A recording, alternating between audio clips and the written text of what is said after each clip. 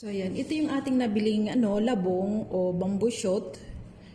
So ayan, ang gagawin muna natin ay ilalamasin muna natin ang ating bamboo shoot ng asin. So since ito luto na siya, so yan lang ang ating gagawin. Lalamasin natin ang asin at ibababad natin ng pinakulong tubig. Ayan.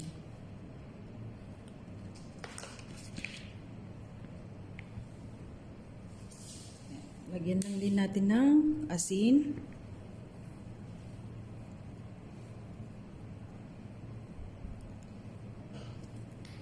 So, ayan. Lamasin muna natin. Oops, may plastic.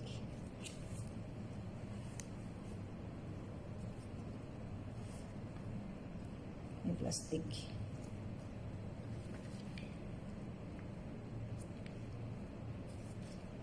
Hindi ko na nakita yung plastic.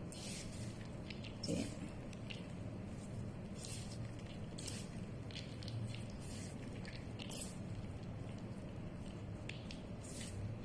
So,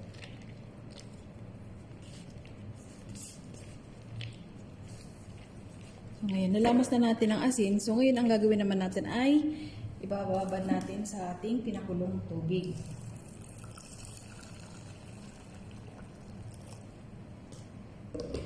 So, ayan.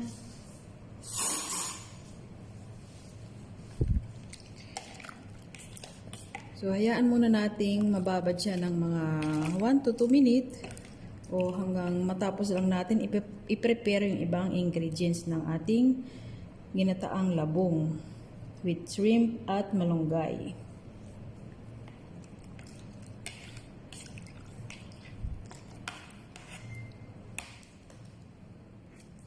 So, ayan.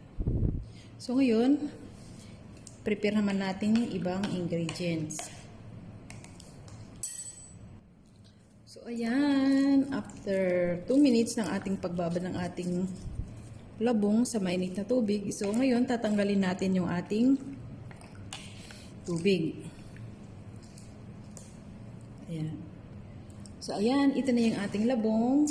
Natanggalan natin yung tubig at napiga na natin siya. So, ngayon, ang gagawin naman natin ay ito naman yung ibang ingredients ng ating ginataang labong na may hipon at malunggay. So, ayan.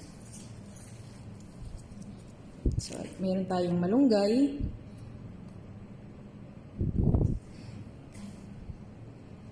At meron din po tayong hipon o shrimp. At ito naman po yung ating pangsahog at ang ating onion o sibuyas. Ito yung ating bawang o garlic. Ating chili or sili o gamit nating chili ay green chili.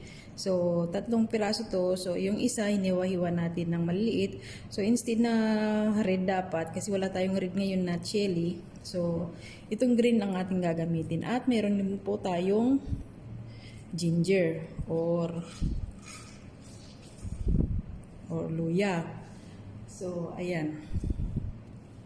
So, ayan. At meron din po tayong coconut oil, siyempre. Kasi nga, di ba, ginataang labong with shrimp at malunggay. So, ayan. Meron din po tayong vegetable cubes. So, mamaya na natin ito tutunawin.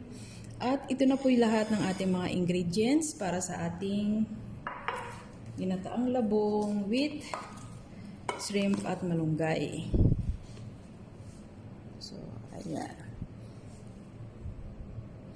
So, umpisa na natin. Paano natin gawin? So, umpisa natin ay isusutay muna natin yung ating onion, garlic, at saka ang ating ginger. So, ayan. Mag-init na tayo ng mantika sa ating pan.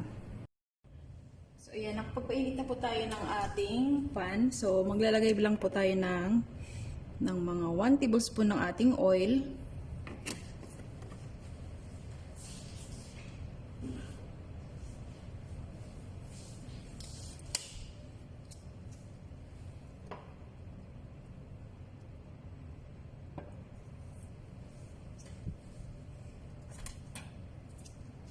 Ayan.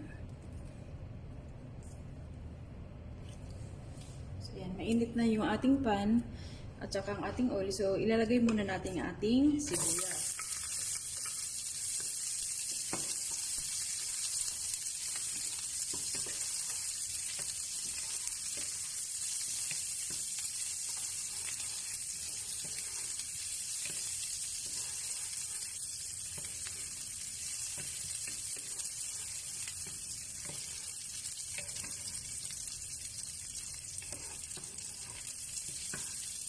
At isusunod na din po natin yung ating ginger at ang ating garlic.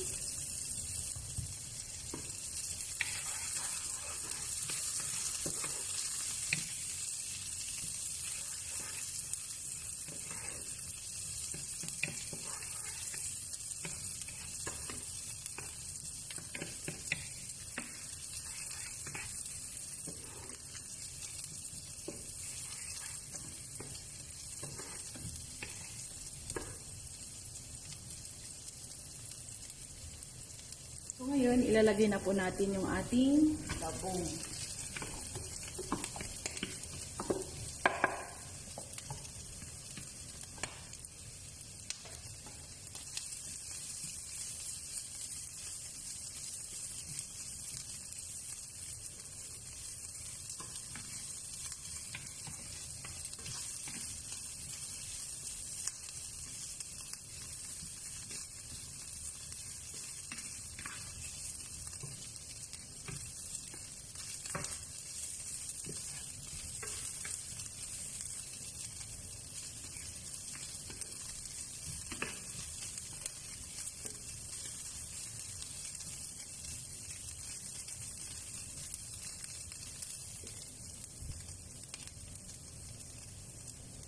At isusunod na din po natin yung ating shrimp.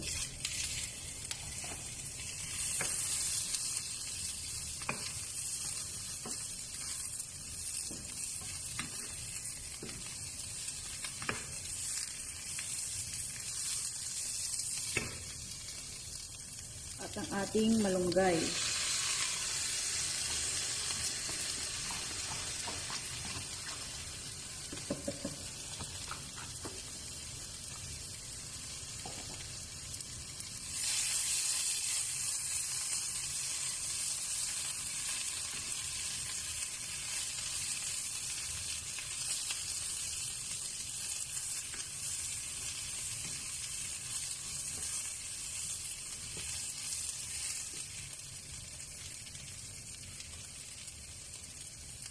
At ilalagay na din po natin yung ating chili kanina na hiniwa-hiwa o slice.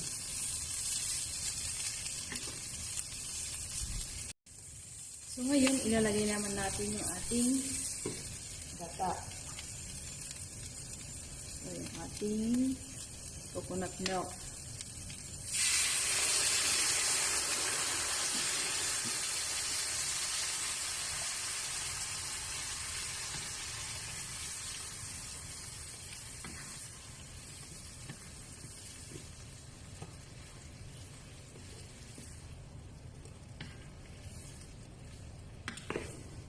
Ayan, hayaan lang natin kumulo at saka na natin ilalagay yung ating vegetable stock o vegetable cubes.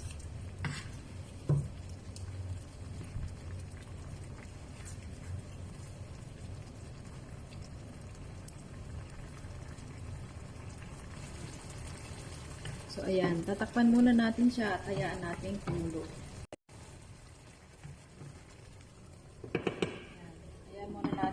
Siya ng mga 1 minute. So, ayan. After 1 minute ng ating pagpakulo.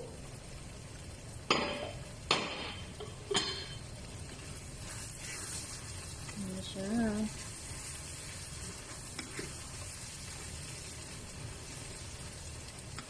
So, ngayon, lalagyan naman natin ng ating vegetable stock o cubes.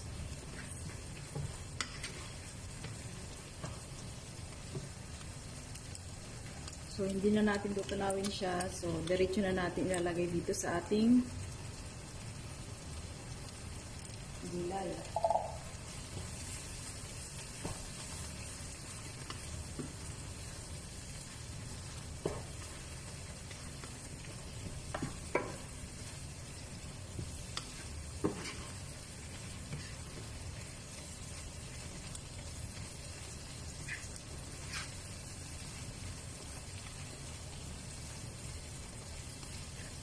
So, ayan. Titingnan na natin kung kailangan pa natin mag-add ng asin.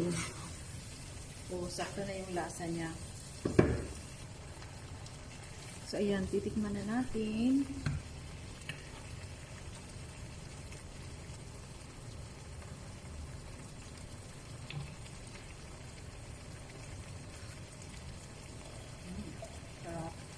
So, no need na maglagay na asin.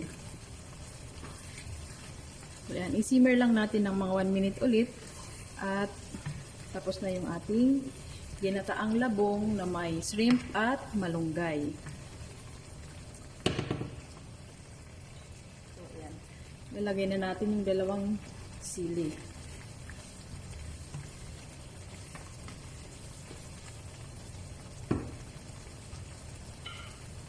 Ayan, panabit natin.